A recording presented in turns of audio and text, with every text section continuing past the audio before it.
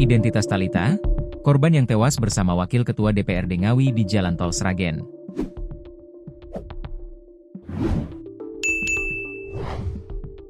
Selain Wakil Ketua DPRD Ngawi, Waluyo Jatisasono, ada korban lain yang meninggal dalam kecelakaan di Tol Solo Ngawi KM 547.800A di Desa Banaran, Kecamatan Sambung Macan, Kabupaten Sragen pada Jumat, 6 Juni 2025. Dia adalah Thalita.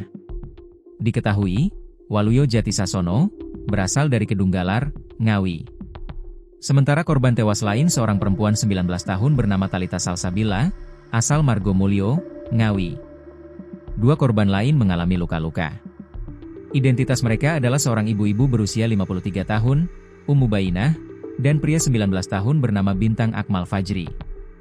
Ummu Bainah, yang diketahui merupakan seorang ASN di DPRD Ngawi, adalah ibu dari korban tewas Thalita. Bintang merupakan sopir mobil Toyota Fortuner, sedangkan ketiga korban lainnya merupakan penumpang mobil Toyota Fortuner. Berdasarkan data yang dihimpun Tribun Solo.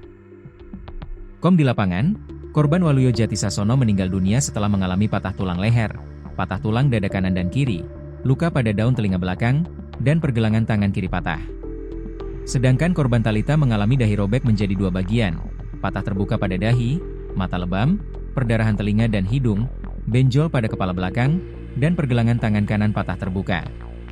Sementara itu, korban umum mengalami luka ringan dan mengeluhkan nyeri pinggang dan nyeri kaki kiri.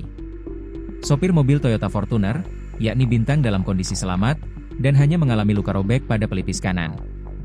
Di mana, kecelakaan tersebut membuat mobil Toyota Fortuner yang dikendarai Bintang mengalami ringsek bagian depannya. Jenazah kedua korban dievakuasi ke instalasi forensik RSUD Dr. Soehadi Prijonegoro Sragen.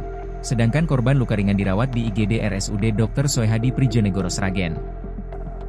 Kasat Lantas Polres Sragen, Ibtu Kuku Tirto Satria Leksono mengatakan pihaknya masih melakukan pendalaman, di mana posisi kedua korban meninggal dunia saat kecelakaan terjadi.